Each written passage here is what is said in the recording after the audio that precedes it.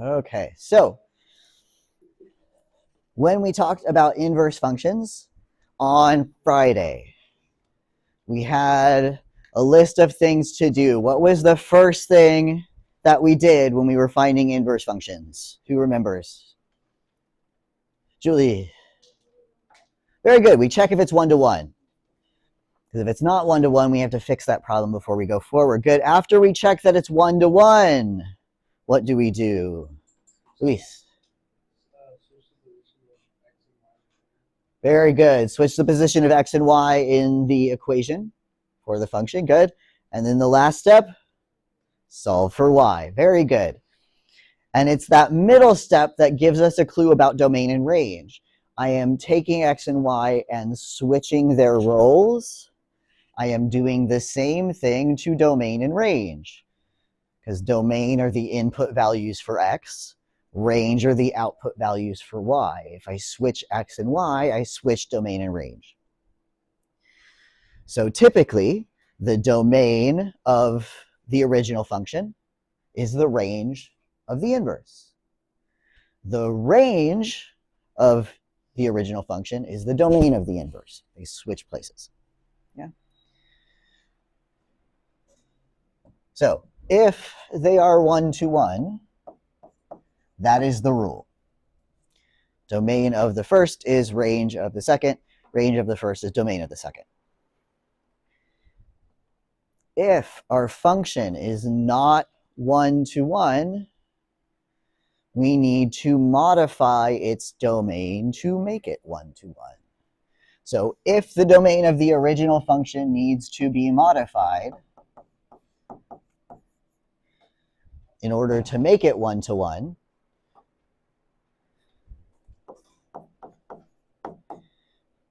the modified domain of the original function becomes the range of the inverse.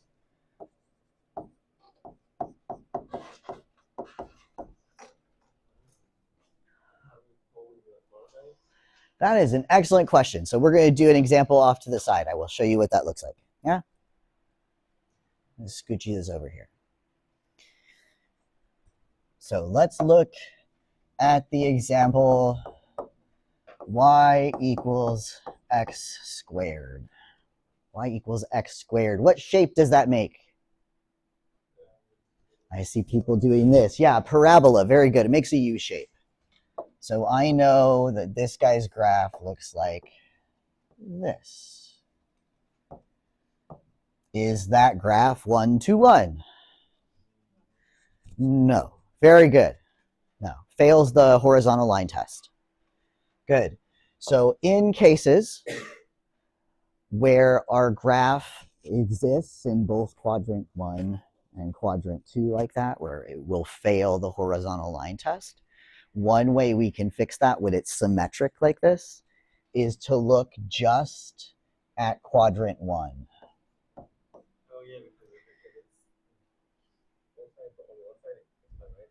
Good. Yeah. We don't do that if it's not symmetric about the y-axis, right? Sometimes there just isn't an inverse, and that's okay. But if it is symmetric about the y, we can limit it to just one quadrant and invert that one quadrant. We've talked about the inverse function for x squared. What is the inverse function? How do I undo a square? Square root, yeah. And if I were to graph that square root function, what does the graph of the square root function look like? I see Gerarda doing this, and I agree, yeah. It looks kind of like half of a parabola on its side.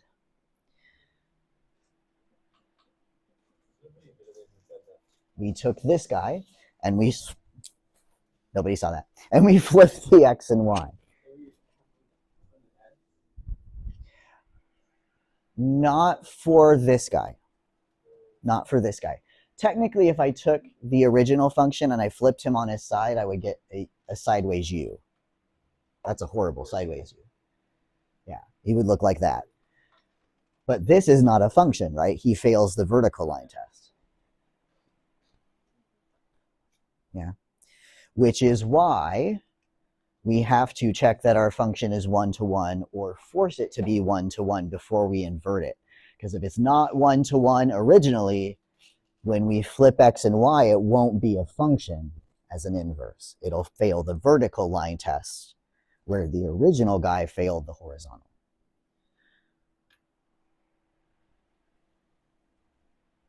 Okay, so let's do some examples.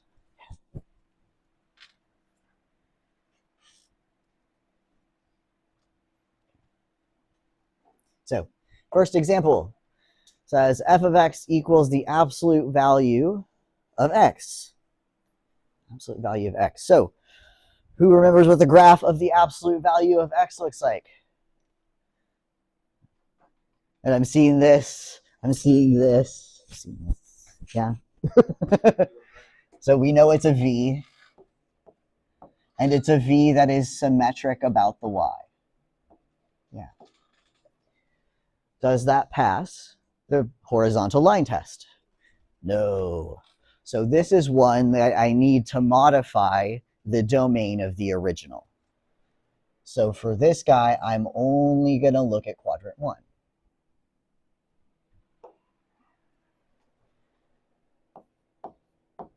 So for the original function, limited to the first quadrant, what is my domain? What's the list of input values? I heard a 0. Starts at 0. Where does it end? Infinity. Yeah, it's got an arrow on it. It keeps going forever and ever. Good. Round bracket, square bracket. Start with the 0. Is 0 included? Yes. So that should be square bracket, infinity, square or round. Always round. Very good. Square is included. Round would be an empty circle. Infinity is always round because you can never reach infinity. So it can't be included.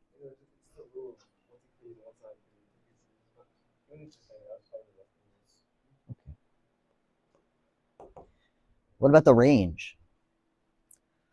Lowest value, 0. Good. Highest value, infinity. Very good. Perfect. Without finding the inverse, we can find its domain and range. For this example, it's not very tricky, but remember that the domain of the original becomes the range of the inverse. The range of the original becomes the domain of the inverse. In this case, does it make a difference? No. For a lot of functions, it won't make a difference. Yeah. Not always, right? There are functions that won't always be like that. But a lot of the functions we're going to talk about that are pretty unsymmetric, that will happen. Yeah. Very good. Next example. F of x equals x cubed. X cubed. What does the graph of x cubed look like? Yeah, it looks like that little wonky S thing. Yeah. I like the arm movements. Thank you. Oh, that is Mr. J. You can do way better than that. On your face.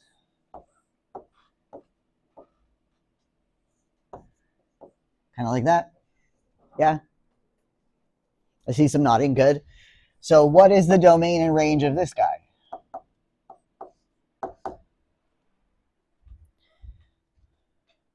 Better question. Is he 1-to-1? Thumbs up, yes. Thumbs down, no.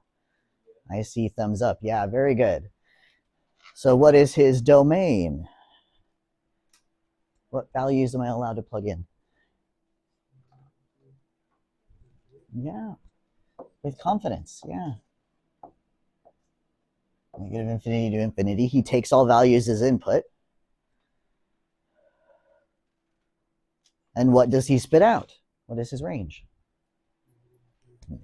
Very good. Negative infinity to infinity. Without looking at the inverse,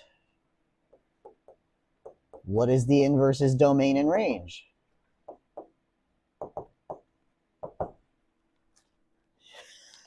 Very good. It's going to be that same thing. Because when I switch positions, I get the same thing. Negative infinity to infinity.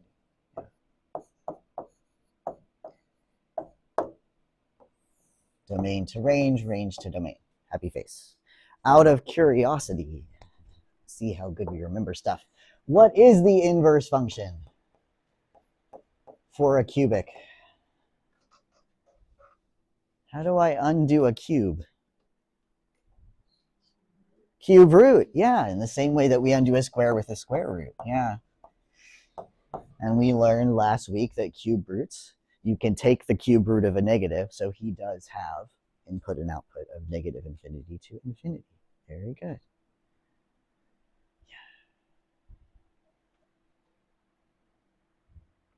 Okay, I want you to do the same for C and D. I'll give you a couple minutes in your group. Graph the original, identify if it's one-to-one, find the domain or range of the original function and then its inverse. And if you can find the inverse function, do it. If it helps for D, C is a constant, so you can do it for any number, but let's just pretend f of x equals 5, so you have something to work with in your head. Okay, it looks like every table has fleshed out these two. What? So that was a specific example. C is a constant, but some people were struggling with C, so I gave a specific constant for you to help you get with the process. Yeah? C, yeah, you can use C. All right, first example was f of x equals x. What does the graph of that line look like? Very good, it is linear. It is linear and the height is the same as the input value. So it cuts that first quadrant in half, cuts the third quadrant in half. Yeah, very good. Looking at that original function, what is my domain? In round bracket, infinity to infinity. Very good. What is my range?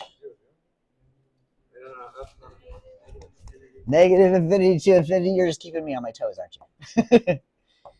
Very good, because it goes sideways infinitely in both directions. It goes up infinitely in both directions. Up and down. Very good.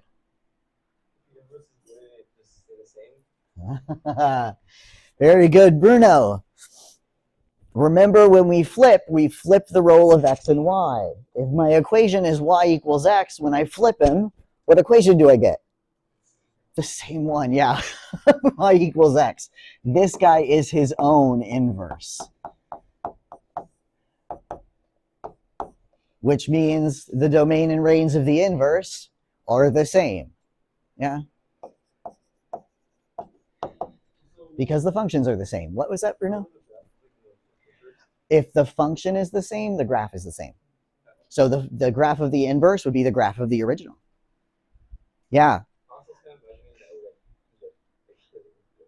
Well, remember that the way we're flipping the role of x and y, and so we fold the graph along the diagonal. Anything sitting on the diagonal isn't going to flip. And since our line is the diagonal, he just stays the same. Yeah, there's one other graph that does that, and that's the 1 over x, the reciprocal graph. So if you look at the shape of the graph of y equals 1 over x, who remembers what that looks like?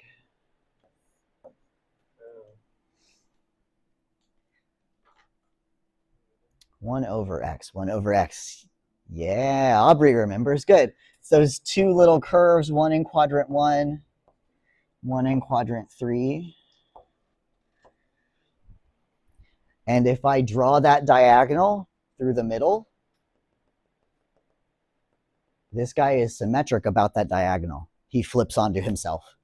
And so his inverse is exactly the original function. Anything that is symmetric about that diagonal is its own inverse. Yeah. Yeah, and you would get that same equation if we switch where x and y are and then solve for y, you end up back where you started. Yeah, so there are some functions that don't have an inverse. There are some functions that are their own inverse. Yay, okay, let's do the last one. Last one is the constant f of x equals a constant. We did f of x equals 5. What's that graph look like? Very good. Horizontal line. If you're using y equals 5, it specifically passes through the point 0, 5. Very good. For the original function, what is my domain? Negative infinity, infinity. I heard it in a couple places. Very good. And then the range. What is the output for that function? Ooh. 0, 5 is a single point on the graph. There's more than one point on that graph. What are my limitations on my y? When x is 1, what is y? 5. When x is 100, what is y? 5. Y is always 5. That's what the equation's telling us. My domain is all y values such that y is equal to 5. Single value. Yeah, it's tricky. That's why we did this example. I wanted you to see what it looks like. So you've seen it before. That's a good question. So we know that if an inverse exists, to get the domain and the range, we flip them, yeah? Domain maps to range, range maps to domain. Ooh. Yeah. And the range would be this. The question is this a function?